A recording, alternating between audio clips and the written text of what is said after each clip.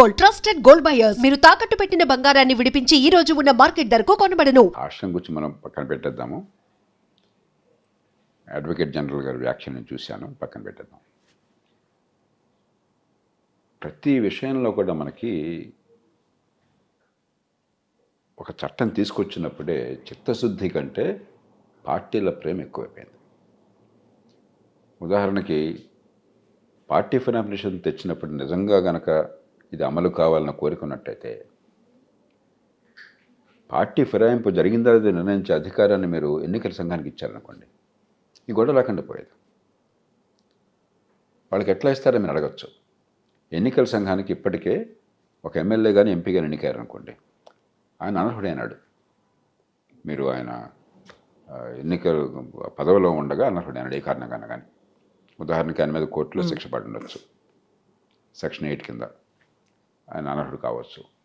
లేకపోతే office of profit అంటారు, అలాంటిది ఏమన్నా ఉన్నట్టయితే ఆయన అనర్హుడు కావచ్చు. లేకపోతే ఇతర కారణాలు అనర్హుడయ్యారు అనుకోండి. అలాంటి సందర్భాలు రాజ్యాంగం ఏం చెప్తోంది? గవర్నరు ఎమ్మెల్యే అయినట్టయితే, అలాగే ఎంపీ అయినట్టయితే రాష్ట్రపతి ఈ విషయాన్ని ఎన్నికల సంఘానికి పంపించి మీరు విచారించి నివేదిక ఇవ్వండి అని చెప్పి ఆదేశిస్తారు. ఎన్నికల సంఘం పద్ధతి ప్రకారం విచారణ జరుపుతుంది. జరిపి ఒక నిర్ణయం చేసి గవర్నర్కి లేక రాష్ట్రపతికి సిఫారసు చేస్తుంది. ఆ సిఫారసు శిరోధార్యం. ఇంకా రాష్ట్రపతి గవర్నర్కి వేరే అవకాశం లేదు, వారు ఏం చెప్తే చేయవలసిందే. రాజ్యాంగంలో స్పష్టంగా పెట్టారు. కాబట్టి అసలు గందరగోళానికి తావులేదు. నిజంగా పార్టీ ఫిరాయింపు నిషేధమే మీ లక్ష్యమైనట్టయితే ఆ అధికారం ఎందుకు వాళ్ళ చేతుల్లో ఇవ్వలేదు? లక్ష్యం పార్టీ ఫిరాయింపు కాదు, మా పార్టీలోకి వచ్చే ఫిరాయింపును ప్రోత్సహించాలి, వేరే పార్టీలో పోయే ఫిరాయింపును ఆపాలి. స్పీకర్ ఎప్పుడు మావాడు కాబట్టి స్పీకర్ చేతుల్లో పెట్టుకున్నాం. తొలిత పెట్టినప్పుడే దాని ఉద్దేశం అది. ఇక తర్వాత అవన్నీ భాగవతం. ఒకప్పుడు స్పీకరు పార్టీలకు అతీతంగా వ్యవహరించేవాళ్ళు. ఒక జీవి మౌలాంకర్ మొట్టమొదటి స్పీకర్ ఈ దేశానికి. ఆయన పూర్తిగా నిష్పాక్షికంగా బ్రిటన్లో హౌస్ ఆఫ్ కామన్ స్పీకర్ ఎట్లా వ్యవహరిస్తారో అలా వ్యవహరించారు. కానీ ఈవేళ స్పీకర్లు 190 మంది. వాళ్ళ కోరిక ఏమిటి? స్పీకర్లకి నేను మంత్రి అయితే బాగున్నాను, మంత్రి పదవి నాకు రాక ఈ స్పీకర్ పదవి ఇచ్చారు ఒక కన్సలేషన్ ప్రైజ్గా, అంతే తప్ప ఒక సభకి అధిపతిని, శాసన నిర్మాణ వ్యవస్థకి అధిపతిని. ఇది ఒక కీలకమైన బాధ్యత, ప్రజాస్వామ్యంలో గురుతర బాధ్యత అనే భావంతో పనిచేసేవాళ్ళు చాలా అరుదు. ఆ పనిచేసేప్పుడు సహజంగానే ఆ స్పీకర్ని అధికారంలో ఉన్న పార్టీ వారికి చెప్తుంది ఏం కావాలో. అడగకుండానే అధికార పార్టీకి అనుకూలంగా వ్యవహరిస్తారు. కాబట్టి ఈ తంతంతా జరుగుతూ ఉంటుంది. అంచేత ఈ పార్టీ ఫిరాయింపు గురించి మనం అంత సీరియస్గా తీసుకోవద్దు. పార్టీల మధ్య ఏదో సరదాగా వాళ్ళకి పోరాటం తప్పితే ఆ పార్టీ ఉంటే వాళ్ళు ఫిరాయింపులు చేసుకున్నారు, ఈ పార్టీ ఉంటే వీళ్ళు ఫిరాయింపులు చేసుకున్నారు. ఇది ఒక సర్వసామాన్యం అయిపోయింది. నేను పెద్ద గొప్ప అంశంగా చేసి మళ్ళీ ప్రజల్లో వాళ్ళంత ప్రచారము, పత్రికల్లో పొద్దున్న సాయంత్రం చర్చ గొప్ప జరుగుతున్నట్టు ఏమీ లేదు. ఏ పార్టీలో ఉన్నా పెద్ద మనకు ఊరేదేం లేదు. కాబట్టి నిజంగా చిత్తశుద్ధి అన్నట్టయితే ఈ అధికారాన్ని ఎన్నికల సంఘానికి ఇచ్చేయండి, మిగతా అనర్హతలు నిర్ణయించే అధికారం అన్నట్టుగాను, అప్పుడు గొడవ లేకుండా జరిగిపోతుంది. ఆ ఆలోచన ఏ పార్టీకి లేదు. ఈ పార్టీ ఫిరాయింపు నిషేధం చట్టం అమలు కావటం లేదు, సభ్యత్వం రద్దు కావట్లేదని ఘోషిస్తున్న పార్టీలు కూడా పొరపాటునైనా ఈ అధికారాన్ని ఎన్నికల సంఘానికి ఏమన్నా అడుగుతున్నారా? అడగట్లేదు. ఎందుకంటే మేముంటే మళ్ళీ మేము పని చేయాలి. కాబట్టి ఎంతో ఒక రాజకీయ పోరాటం తప్ప పెద్ద రాజ్యాంగ పోరాటం కాదు. ఒకవైపు ఎన్నికల సంఘం ఉంది, ఇంకొక వైపు స్పీకర్ ఉన్నారు, మరోవైపు సుప్రీంకోర్టు అనేది ఉన్నది. ప్రతిసారి 3 డిఫరెంట్ ఎంటిటీలు, స్వతంత్ర ప్రతిపత్తి ఉన్నవే. అన్నిట్లలోనూ ఇదే ఇష్యూ అనేది ఇప్పుడు దీంతో పాటుగా మళ్ళీ గడువుకి సంబంధించి కూడా రాష్ట్రపతి గవర్నర్లకు గడువు ఇవ్వాలా వద్దా అనే దాంట్లో కూడా అదే అంశం కూడా సుప్రీంకోర్టు దాకా చేరింది. సో ఇవన్నీ కూడా ఎందుకని సార్ ఇప్పుడు ఏళ్ల తరబడి ఇలాగే కొనసాగుతూ వస్తున్నాయి? కవిత, గవర్నర్ల వ్యవస్థ నా దృష్టిలో 6వ వేలు లాంటిది. నేను ఎన్నోసార్లు బహిరంగంగా చెప్పాను. గవర్నర్ల మీద నాకు వ్యక్తిగతంగా ఏ రకమైన కోపం లేదు. కానీ నామినేటెడ్ గవర్నర్ల వ్యవస్థ మన ప్రజాస్వామ్యంలో అవసరం లేదు. ఈ ఫెడరల్ వ్యవస్థలో ఆనాడే ఒక చర్చ జరిగింది.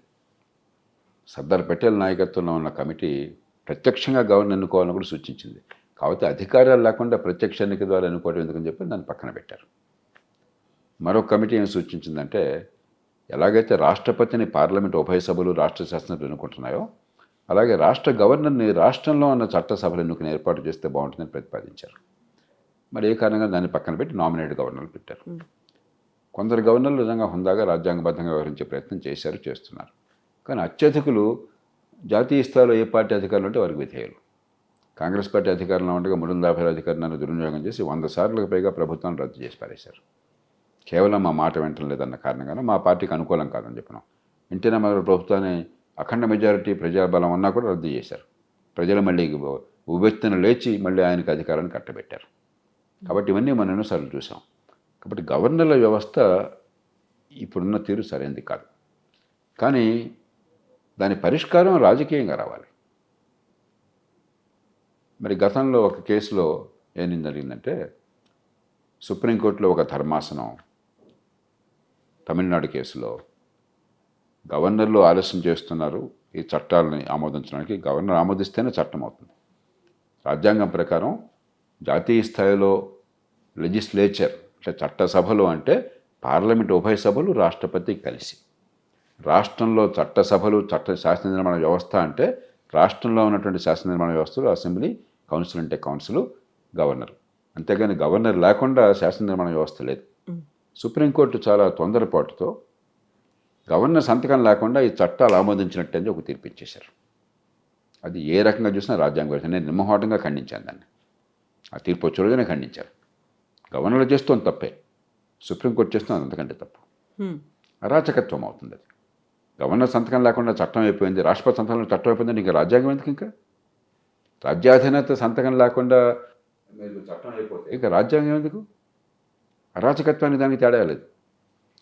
ఇప్పుడు ఇచ్చిన తీర్పు ఆ అరాచకత్వాన్ని పక్కన పెట్టి చాలా హుందాగా సంయమనంతో రాజ్యాంగ విలువలను కాపాడింది.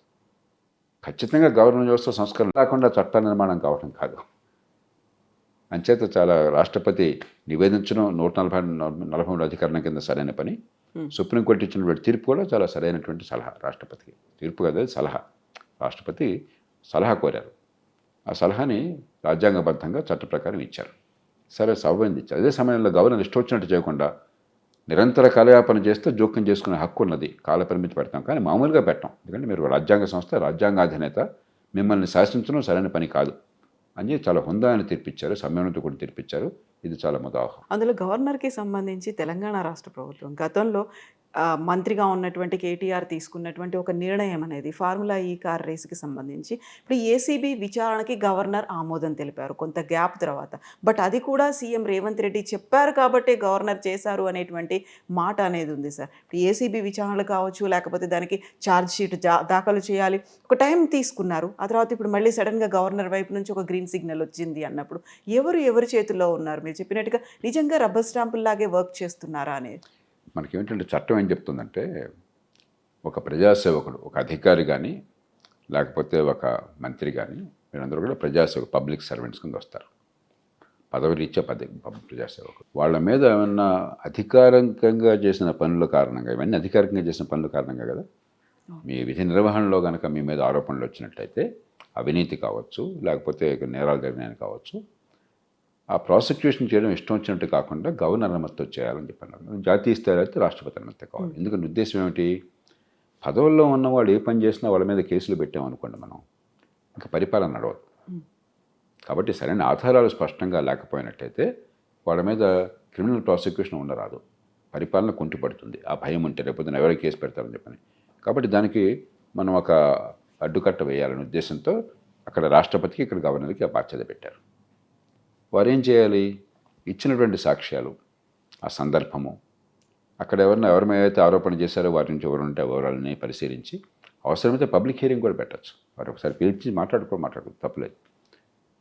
న్యాయ సలహా కూడా తీసుకుని ఈ కేసులో నిజమే కట్టిన నేరం జరిగింది, ప్రజలను దెబ్బతినది కాబట్టి ప్రాసిక్యూట్ చేయాలని నిర్ణయానికి వస్తే అప్పుడు వారు మంజూరు చేస్తారు.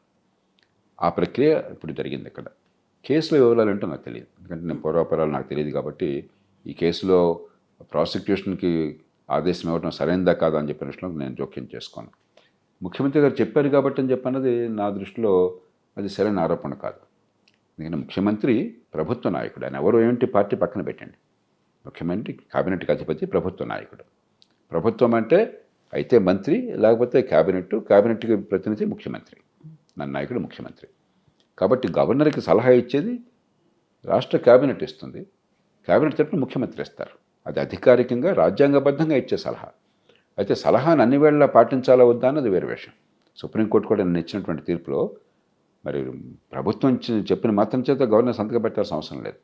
గవర్నర్ తన స్వతంత్రంగా బుద్ధిని ఉపయోగించారు. కొన్ని సందర్భాల్లో గవర్నర్కి విచక్షణాధికారం లేదు, కొన్ని సందర్భాల్లో విచక్షణాధికారం ఉంటుంది.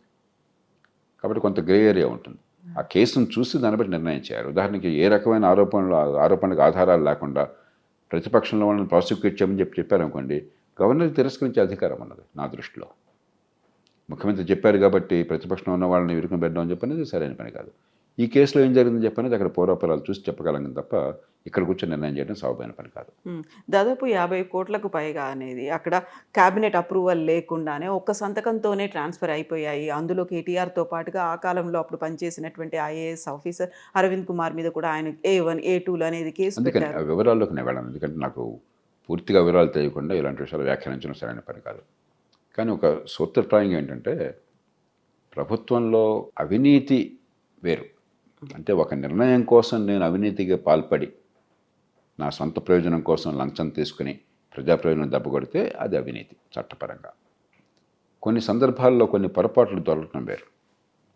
సదుద్దేశంతోనే నిర్ణయం తీసుకున్నట్టయితే నిర్ణయం అమలు చేస్తున్నప్పుడు కొన్ని జాగ్రత్తలు పాటించకపోతే పొరపాటున తొందరగా పని అమలు కోరుతూ అది వేరు. కాబట్టి ఈ కేసు దేనికి చెందుతుందని చెప్పినది లోతుగా వెళితే కానీ మనం నిర్ణయం చేయాలి. మావోయిస్టులకు సంబంధించి ఆపరేషన్ కగార్ తర్వాత కేంద్ర కమిటీ సభ్యులు కావచ్చు ఈ మధ్యన చనిపోతున్నారు, ఎన్కౌంటర్ చేస్తున్నారు, చాలా వరకు లొంగుబాట్లు అనేవి అవుతున్నాయి. బట్ ఇవన్నీ కూడా మళ్ళీ ఫేక్ ఎన్కౌంటర్లు, బూటకపు ఎన్కౌంటర్లు చేస్తున్నారు అనే దాంతో పాటుగా ఒక ప్రెషర్ అనేది పెడుతున్నారు, ఒక విచక్షణ కోల్పోతున్నారు అనేది వివక్ష చూపిస్తున్నారు. అది కూడా కేంద్ర కమిటీ సభ్యుడు హిడ్మా ఎన్కౌంటర్ తర్వాత వస్తుంది. ఇందులో కూడా అగ్రకులాలకు ఒక రకంగా ట్రీట్మెంట్ అనేది ఉంది, నిమ్న వర్గాలను ఇంకో రకంగా ట్రీట్ చేస్తున్నారు అనేది.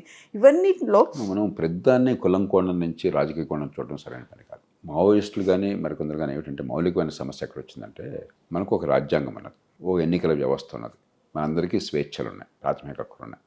ఆ స్వేచ్ఛని కాపాడడం కోసం కొన్ని వ్యవస్థలు ఉన్నాయి, న్యాయ వ్యవస్థ కావచ్చు, మరొకటి కావచ్చు, రకరకాల వ్యవస్థలు ఉన్నాయి. ఇది లోపభూయిష్టమైంది. ప్రజాస్వామ్యం అద్భుతంగా అంటలా. నేను రోజు పోరాటం చేస్తున్న ప్రజాస్వామ్యం లోపాల మీద కదా ఈ దేశంలో. కానీ మీకు ఓటు ద్వారా నాయకత్వాన్ని ఎన్నుకునే హక్కు, ప్రభుత్వాన్ని ఎన్నుకునే హక్కు, రాజ్యాంగం ద్వారా మీకు స్వేచ్ఛలు ఉన్నంత కాలం తుపాకీ పట్టే అధికారం ఎవరికి లేదు. నేను తుపాకీ పడతాను, నా ఇష్టం, నాకు నచ్చలేదని చెప్పంటే రాజ్యం ఊరుకోలేదు. కాబట్టి ఇది మనం రాజ్యాంగబద్ధంగా అంబేద్కర్ ఆనాడు ఆయనతో పాటు రాజ్యాంగ సభ్యులు తయారు చేసిన రాజ్యాంగబద్ధంగా ప్రజాస్వామ్యం నడుపుకుంటున్నప్పుడు పొరపాటు సవరించుకోవడానికి కూడా రాజ్యాంగబద్ధంగా ఒక మార్గం ఉన్నది. రాజ్యాంగంలోనే సవరణ చేసుకోవచ్చు, ప్రజల మద్దతు సంపాదించి చట్టాలు మార్చుకోవచ్చు, ప్రజలను ఒప్పించి మరి సరైన వాళ్ళు సమస్యలు ఎన్నికయ్యేట్టు ఏర్పాటు చేసుకోవచ్చు. దానికోసం మార్పులు చేర్పులు కావాలి. నేను నిరంతరం పోరాడుతాను. ప్రజాస్వామ్యంలో లోపాలు ఉన్నాయి, ఎన్నికల్లోనే చాలా తప్పులు ఉన్నాయి, దీన్ని మార్చాలని పోరాడుతున్నాను. కానీ ఎన్నికైన ప్రభుత్వాన్ని నేను ఏనాడు కూడా మీకు అర్హత లేదని నేను అంటలా. లోపభూయిష్టమో కాదో ఎన్నికల్లో మీరు నెగ్గారు, ఆ ప్రభుత్వాన్ని నేను గుర్తించకపోయినట్టయితే నేను రాజ్యాంగబద్ధంగా నేను పనిచేస్తున్నట్టు కాదు. ఆ ప్రభుత్వాన్ని గుర్తించాలి, గౌరవించాలి. అంటే అర్థం ప్రభుత్వాన్ని దాసోహం అంటాం కాదు. కానీ మావోయిస్టులు ఏమిటి, మేము అసలు ఈ ప్రభుత్వాన్ని, ప్రభుత్వ వ్యవస్థని, రాజ్యాంగాన్ని గుర్తించాం. తుపాకు గొట్టంతో రాజ్యాధికారం మాకు వస్తుంది, ఈ వ్యవస్థను మార్చాలంటే ఇది ఒకటేనా నమ్ముతున్నాం అని పాతకాలం బూజు పట్టినటువంటి పద్ధతిలో మావో సెట్టింగ్ అన్నాడు చెప్పాడు. చైనా వదిలేసిన అందరూ వదిలేశారు, మీరు పట్టుకున్నారు. అది పట్టుకున్నప్పుడు రాజ్యం మౌనంగా కూర్చోలేదు. ఇప్పుడు ఉదాహరణకి ఛత్తీస్గఢ్లో కానీ, గతంలో తెలంగాణలో కానీ, మరికొన్ని ప్రాంతాల్లో కానీ అమాయకులను డజన్ల కొద్దీ చంపేశారు. ఛత్తీస్గఢ్లో ఒక ఉదంతంలో 130 మందిని చంపేశారు, ఒకే ఉదంతంలో. అంచేత మీరు అంత పూర్తిగా రాజ్యాంగాన్ని, చట్టాన్ని, ప్రజాస్వామ్య సంప్రదాయాల్ని, వ్యవస్థని ఉల్లంఘించేసి ఈవేళ మాకు చాలా కష్టం కలిగింది కాబట్టి మళ్ళీ రాజ్యాంగం కావాలి, చట్టం కావాలి అని చెప్పంటే ఆ వాదనకు బలం ఉండదు. రెండోది, అదే సమయంలో ప్రభుత్వం ఖచ్చితంగా రాజ్య వ్యవస్థని మేము ఆయుధాలతో, హింసతో కూలదోస్తామని చెప్పి అణిచివేయాలి. అణిచివేసేప్పుడు ప్రభుత్వానికి కొన్ని పద్ధతులను పాటించాలి. ప్రభుత్వం కూడా ఒక హంతకుడు చేసే పని ప్రభుత్వం చేయలేదు, రాజ్యాంగబద్ధంగా చేయాలి. అంచేతనే కొన్ని సందర్భాల్లో దిశ కేసు కానీ, మరో కేసు కానీ, మరి వాళ్ళు చేసింది భయంకరమైన అత్యాచారం, దానిలో అనుమానం లేదు. మనసున్న ఏ మనిషికైనా సరే ఇలాంటి వాటికి మరణశిక్ష, సరైన శిక్ష మనసు భావం కలుగుతుంది. కానీ చట్ట ప్రకారం అమలు చేయాలి తప్ప వాళ్ళని కాల్చి చంపే అధికారం మనకు ఎవరికి లేదు. అలా మొదలెడితే రేపొద్దున అమాయకులను కూడా పట్టున పెట్టుకుంటారు, అధికార దుర్వినియోగం ఉంటుంది. కాబట్టి ప్రభుత్వం నుంచి ఆ బ్యాలెన్స్ ఉండాలి. ఈ రెంటి నేపథ్యంలో మనం ప్రతిపక్షాన్ని పరిశీలించాలి. అంతేగాని నేను ఇష్టం వచ్చినట్టు చంపేస్తాను, నువ్వు మాత్రం నన్ను చంపడానికి వీల్లేదు అని చెప్పంటే అది ఆ వాదన నిలవదు. మీరు ఎప్పుడైతే తుపాకీ పట్టుకుని ఇష్టం వచ్చినట్టు ఇష్టం లేని వాళ్ళని చంపడం మొదలుపెట్టారో, అది ఒక సిద్ధాంతంగా మీరు ప్రవచించారో, మిమ్మల్ని వాళ్ళు చంపేస్తే మరి మీరు చంపినప్పుడు గతి ఏంటి మరి?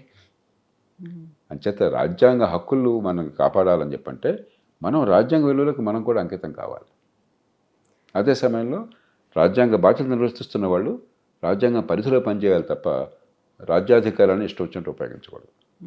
మీరు కలెక్టర్గా వర్క్ చేశారు. ఆ టైంలో కూడా ఇప్పుడు నక్సలిజం అనేది కనిపించింది. ఆ తర్వాత ఇప్పుడు ఆపరేషన్ కగార్ అన్నారు. 2026 మార్చ్ ఎండ్ కల్లా నక్సలిజమాన్ని మేము కంప్లీట్గా అంతం చేస్తాము అనేది. సో ఆ స్టేజ్ నుంచి ఇప్పటికి ఆల్మోస్ట్ 40-50 ఏళ్ల తర్వాత ఉన్నటువంటి సిచ్యువేషన్ ఇప్పుడు ఇంకా ఉండదు అనుకున్న టైంలో ఇంకెక్కడో ఒక చోట మళ్ళీ ఉద్భవిస్తుంది ఇంకో రూపంలో అనేటువంటి వాదనలు కూడా ఉన్నాయి కదా సార్. అంటే రెండు, ఒకటి ఈ హింసావాద తీవ్రవాద ఉద్యమాలు చాలా మేరకు తగ్గుతున్నాయి. ఉదాహరణకి ఇప్పుడు మొదటి దశలో 69 ఆ ప్రాంతాల్లో శ్రీకాకుళం ప్రాంతంలో మనకు వచ్చింది. అంతకుముందు నక్సల్బరీలో ప్రారంభమైంది. అక్కడ పోయాక రెండో దశలో 1970 దశకం చివరిలో జగిత్యాల, సిరిసిల్ల ఆ రోజుల్లో కల్లోల ప్రాంతాలుగా ప్రకటించారు కరీంనగర్ జిల్లాలో. కాబట్టి నాకు బాగా పరిచయం అక్కడేం జరిగిందని చెప్పాను. కానీ కాలక్రమేణా ప్రభుత్వాలు కొన్ని తప్పటడుగులు వేసినాయి, కొన్ని సరిగ్గా చేసినాయి. కానీ చివరికి పార్టీలకు అతీతంగా ఒక రాజకీయంగా పరిపాలనా పరంగా ఒక స్పష్టమైన వైఖరి వచ్చింది. ఒకటి, హింసని మనం సహించలేము, చట్టబద్ధమైన పద్ధతులు అణిచివేయవలసిందే ఒకటి. రెండు, అభివృద్ధిని ఈ రోడ్లు కానీ, రవాణా సదుపాయాలు కానీ, మరుగు సదుపాయాలు కానీ మారుమూల ప్రాంతాలకు వెళ్ళే ఏర్పాటు జరగాలి. మూడు, సంక్షేమ పథకాలు అందరికీ సరిగ్గా అక్కడ అందించే ఏర్పాట్లు చేయాలి. నాలుగు, అక్కడ ప్రజలను ఆకట్టుకుని ఆ ప్రజల నుంచే ప్రతిఘటన వచ్చేట్టు చేయాలి. అక్కడి నుంచే మీకు నిఘా కానీ, సమాచారం అందడం కానీ, ఆ ప్రజలను కానీ ఆకట్టుకోకుండా ఉన్నట్టయితే మీరు అణచివేయలేరు. ఇలా కొన్ని పద్ధతులను పాటించారు. రాజకీయ ప్రక్రియ ఒకప్పుడు ఏం చేసేదంటే అక్కడ దూరంగా అక్కడ వెళ్ళేది కాదు అసలు. కాలక్రమేణా రాజకీయ పార్టీలు కూడా బాగా అక్కడికి వెళ్ళి ఓట్ల కోసం ప్రజలకు వెళ్ళి అక్కడ సంక్షేమాన్ని ప్రజలకు అందజేసి రకరకాలుగా ఏదో భాగంగా ఈ రాజకీయ ప్రక్రియలో ప్రజలను భాగస్వామ్యం చేశారు. ఓ పక్కన పోలీస్ యంత్రాంగం పటిష్టమైన చర్యలు, మరో పక్కన ప్రభుత్వ సంక్షేమ పథకాలు, మూడో పక్కన రాజకీయ ప్రక్రియ కలిసి కాలక్రమేణా మన తెలుగు రాష్ట్రాల్లో ఈ మావోయిస్ట్ ఉద్యమానికి పెద్ద పాత్ర లేకుండా చేసినాయి. మరి చాలామంది చెప్పేది నాకు వివరాలు తెలియవు, మన నాయకులే అక్కడికి ఇతర ప్రాంతాలకు పోయి అక్కడ ఛత్తీస్గఢ్ లాంటి ప్రాంతాల్లో పెద్ద ఎత్తున మళ్ళీ చేపట్టారు. వాళ్ళు ఇక్కడి నుంచి నేర్చుకున్నారు. ఛత్తీస్గఢ్లో కానీ ఇతర రాష్ట్రాల్లో కానీ అక్కడ ఉన్నటువంటి అధికారులు, అక్కడ ఉన్నటువంటి ప్రభుత్వాలు తెలుగు రాష్ట్రాల్లో మనం ఏం చేసాం అన్నది ఒక నమూనాగా తీసుకుని నేర్చుకుని వాళ్ళ పద్ధతులను అవలంబిస్తున్నారు ఇక్కడ. కాబట్టి దీర్ఘకాలంగా ఆలోచిస్తే మావోయిస్టు ప్రభావం ఈ దేశంలో తగ్గుతున్నది, బహుశా కొంతకాలం అంతరించిపోతుంది. అదే సమయంలో ఒకప్పుడు వీళ్ళందరికీ ఆలంబనంగా ఉన్న చైనా అసలు ఆ సిద్ధాంతాన్ని పక్కన పెట్టారు. చైనాలో ఒక సీనియర్ అగ్రశ్రేణి నాయకుడు నాకు, మేమంతా విందు భోజనంలో ఉన్న ఆయన హోస్ట్ మాకు, నేను నవ్వుతూ ఏమంటే మా కమ్యూనిస్టులకి ఇప్పటికి కూడా మీ సంగతి అర్థం కాలేదు, వాళ్ళకి ట్రైన్ చేయొచ్చు కదా అని అంటే ఆయన అన్నాడు, చైనాలో communist party it's about political stability and order. సమాజంలో శాంతి భద్రతల కోసము, రాజకీయ సుస్థిరత్వం కోసం తప్ప ఆర్థిక విధానాల కోసం కాదు. మీ కమ్యూనిస్టులుగా అర్థం కావాలని చెప్పన్నాడు ఆయన. ఆ విజ్ఞత మన వాళ్ళకి లేకుండా పోయింది. వాళ్ళే వదిలేసిన దాన్ని పట్టుకుని అసలు మావోయిస్ట్ పేరేంటి? కొన్ని పార్టీలు అయితే లిన్పియావో మరొకటి మీకు నాకు అర్థం కాని భాషలు మాట్లాడలే. ఈ జాతి నుంచి వచ్చినాయి కాదు, ఈ గడ్డ నుంచి పుట్టినాయి కాదు ఈ సిద్ధాంతాలు, ఆలోచనలు. ఏదో ఒక విచిత్రమైనటువంటి ధోరణిలో ప్రచారం చేసుకున్నారు. ఆ దేశాలే వదిలేసినాయి. ఉత్తర కొరియా అనే దేశం మినహాయిస్తే అది చివరికి ఒక వ్యక్తి పాలన ఉన్న రాజ్యంగా మారింది కమ్యూనిస్ట్ పేరుతో.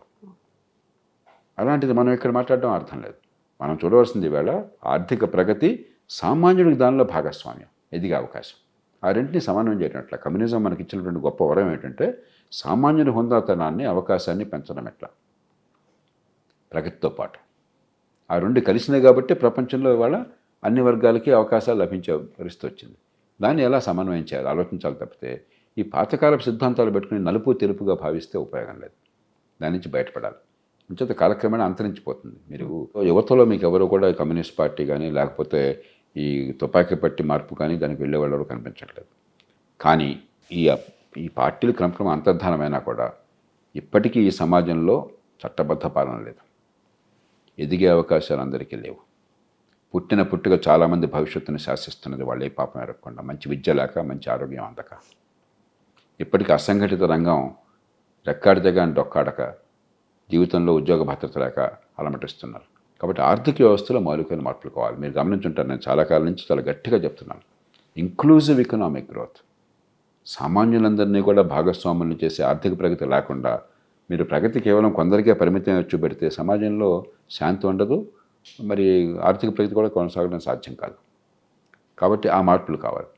అంచేత ఒకటి సరే, చట్టాన్ని ఉపయోగించి చట్టబద్ధమైన పద్ధతుల్లో ఉగ్రవాద సంస్థలను అణిచివేయాలి, దానిలో అనుమానం లేదు, తీవ్రవాద సంస్థల్ని. కానీ అదొక్కటే పరిష్కారం అనుకోపోకండి. సమాజంలో మౌలికమైన సమస్యలు ఉన్నప్పుడు రాజకీయం ఆ సమస్యలకు పరిష్కారాన్ని చిత్తశుద్ధితో అన్వేషించి అమలు చేయాలి, ప్రజల్ని భాగస్వామ్యం చేయాలి, అధికార వికేంద్రీకరణ చేయాలి. మనకు అధికార కేంద్రీకరణ ఉన్న సమాజం, పూర్తిగా రాష్ట్రాల చుట్టూ అధికారం కేంద్రీకృతమై అసలు మూడో వంచే ప్రభుత్వానికి పాత్ర లేకుండా చేశాం. ఆర్థిక ప్రగతి కేవలం కొందరికే పరిమితం చేసి చదువును ఉత్తుత్త చదువును అందించి చదువులేదు పాడులేదు 180 మంది తెలుగు చట్టాన్ని వికసించే అవకాశం లేకుండా చేసి బేదలు ఉండే వ్యవస్థను కొనసాగిస్తున్నాం. చట్టబద్ధ పాలన లేకుండా బడితున్నాడిదే బరిగా తయారు చేశాం. ఇవన్నీ మార్చకుండా కేవలం తుపాకీతోనే మనం సమాజంలో శాంతిని పునరుద్ధరిస్తామని చెప్పంటే పొరపాటు అవుతుంది. తుపాకీ అవసరం, రాజ్యానికి తుపాకీ అనేది అవసరమైతే తుపాకీ వాడడం కోసం, కానీ తుపాకీ ఒక్కటే పరిష్కారం కాదు. రాజకీయంలో మౌలికమైన మార్పులు తేవాలి, పాలనలో మౌలికమైన మార్పులు తేవాలి. అప్పుడు దీర్ఘకాలికంగా సమాజంలో శాంతి ఉంటుంది.